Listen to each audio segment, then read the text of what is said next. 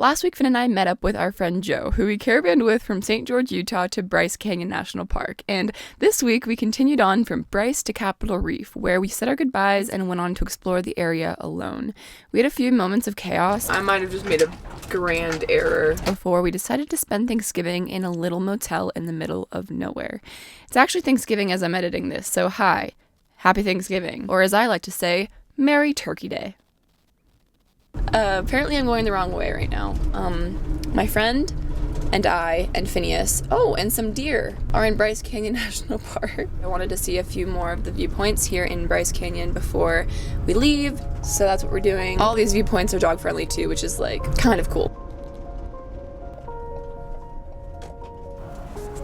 This says no pets or bicycles. So we ended up mapping ourselves to Fairyland Point, which turned out to be one of the only viewpoints where dogs aren't allowed. Since the sun was quickly disappearing, we decided to just take a peek to make the most of it. That peek quickly turned into a, wait, what the heck? This is gorgeous, and we proceeded to spend the next hour just geeking out over the landscape.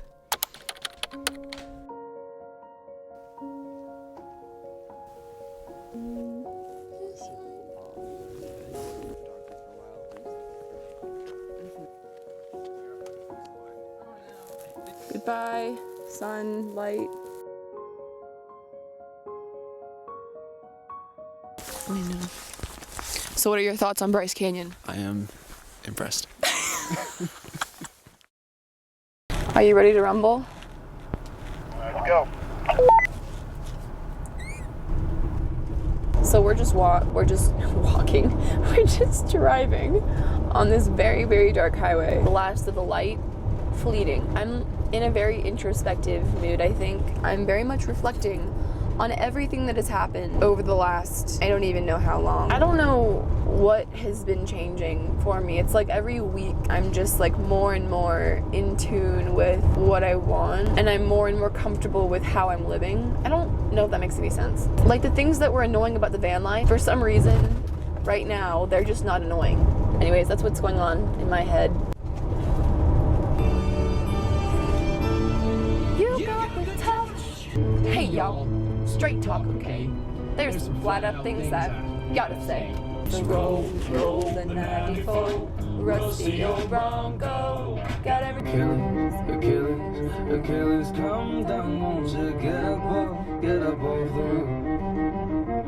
roof. Oh my god, it's so cold.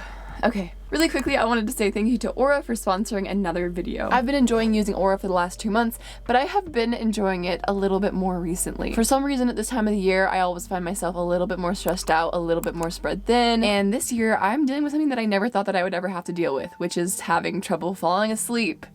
Am I turning into my mother? For now, I'm blaming it on the fact that I've been watching a lot more chaotic YouTubers like Tommy Innit, Danny Gonzalez, Karen Nate, Philip DeFranco. Anyways, so this last week, I've been trying to do this new thing where 30 minutes before bed, I turn off YouTube and instead I listen to some audio files on Aura. To no surprise, it's definitely been helping. Aura's all-in-one app is used by over 5,000 people. Nope, 5 million people.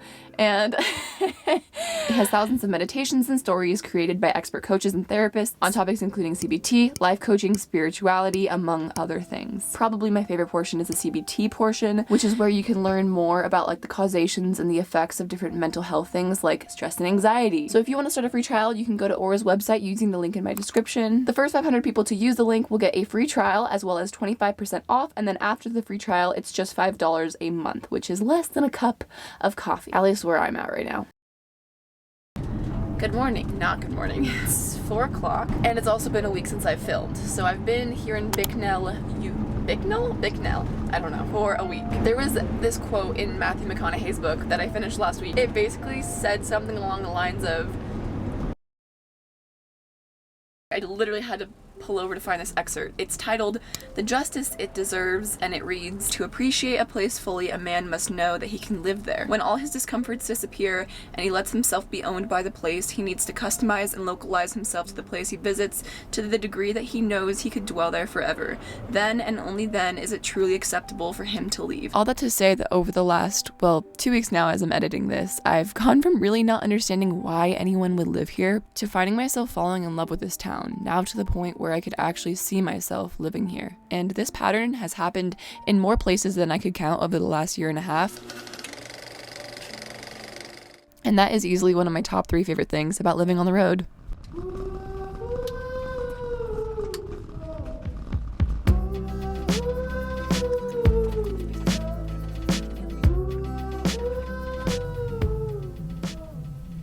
Last time I was up here, I was fixing my roof and I forgot to put everything back together. This one, and this goes in here. I don't know how. Anyways, this place is like ooh, I feel like I'm gonna offend somebody by saying this. This place is almost a cooler Sedona. I mean, okay, Sedona's where the party is at. If you want party, Sedona's your gig. If you want to be alone in nature, in the place that you're sleeping, Bicknell, Utah. As the sun went down and the colors began to change, I scrambled to take some thumbnails while the light was right. My camera ended up dying after the first round of pictures, so it ended up kind of being a flop, but it gave me enough time to get all motivated to start a fire.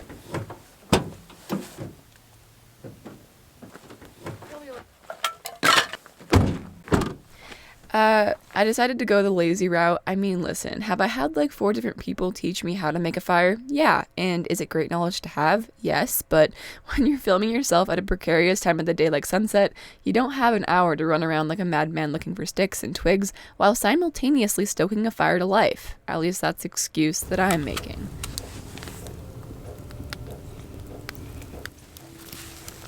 So this summer, one of the people that I met was Christian Schaefer, and she's been living on the road for over 3 years. And at the time that I met her, I was massively like struggling internally to figure out like how to make this sustainable, monetarily, mentally, community-wise, like everything-wise. I was just struggling, and meeting her created this like guiding force in my mind. In terms of the road life, she is so at peace with it. I feel like ever since I've met her, something's changed, but it's taken me however long it's been since I last hung out with her. It's taken me this entire time to come to terms with it myself. And when I say come to terms, it didn't mean that I was not having good times, but it meant that like beforehand, when I was having a bad time, like a bad day or a bad week, I didn't want to be living on the road. All I wanted to do was run back to my parents' house. Now, when things get hard, my first thought is no longer, how the hell do I get myself home? Instead, I'm like problem solving or just sitting in it, like sitting in the discomfort, because this is where I want to be. I don't know. That was unnecessarily deep.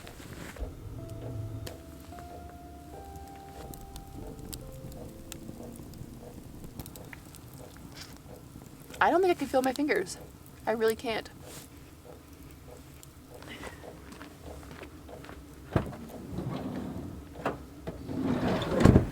I'm so grateful to have a heater. Oh, I would be so miserable right now if I didn't have one.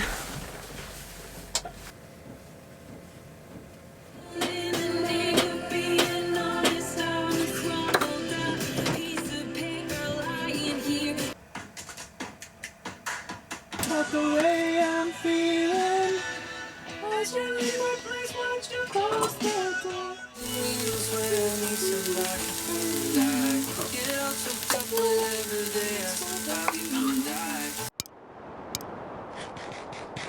I think Finn and I are gonna go watch a few rom-coms. Hello? I think I'm gonna take the vest off tomorrow. Maybe not actually. I took the vest off once and he totally picked his scab to the point where it was bleeding again, so I need to leave this vest on. Yeah, I know, if you would just chill the hell out, your vest could come off. This next day was the day before Thanksgiving. I'd been in the desert for over a week. I was starting to go a little bit stir crazy, but I was stuck in Bicknell because I was waiting for a package. Anyways, since I couldn't leave the area, I decided to instead find an iOverland review up in the Dixie National Forest. My only objective was to see something green.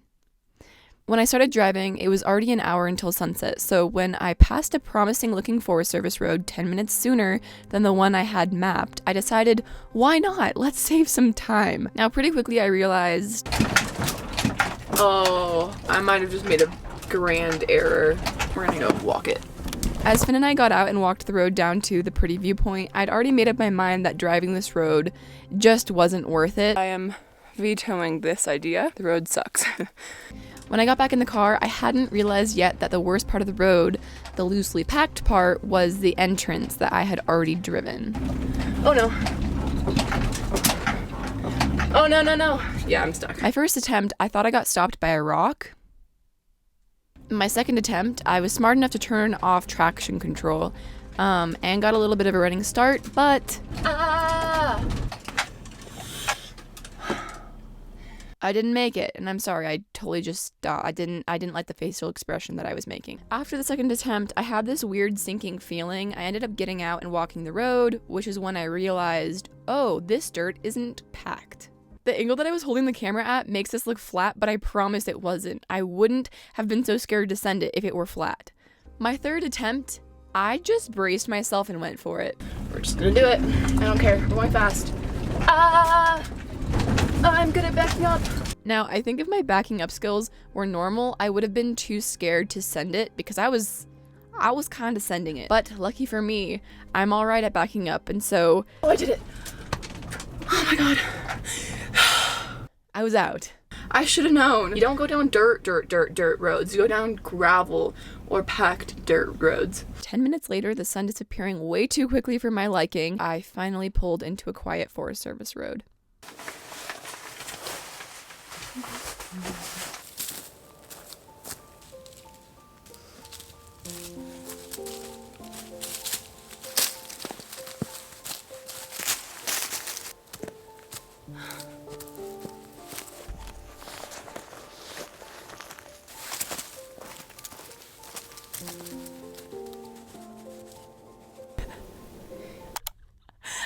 Watched this clip at least 15 times just staring at Finn's feet.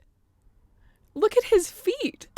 My walk to the meadow was cut short since I wasn't comfortable staying out after dark when I wasn't following a trail, and since I was planning on getting a hotel in Bicknell the next day for Thanksgiving, I decided to drive the 30 minutes back to the desert.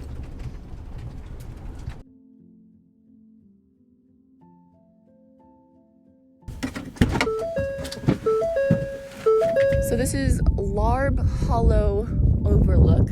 It's overlooking Capitol Reef National Park, as well as some random reservoir. Probably not random. I think something. Oh, I was thinking of something up here.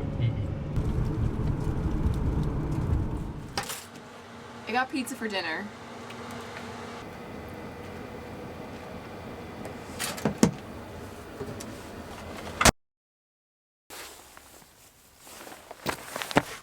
Ah!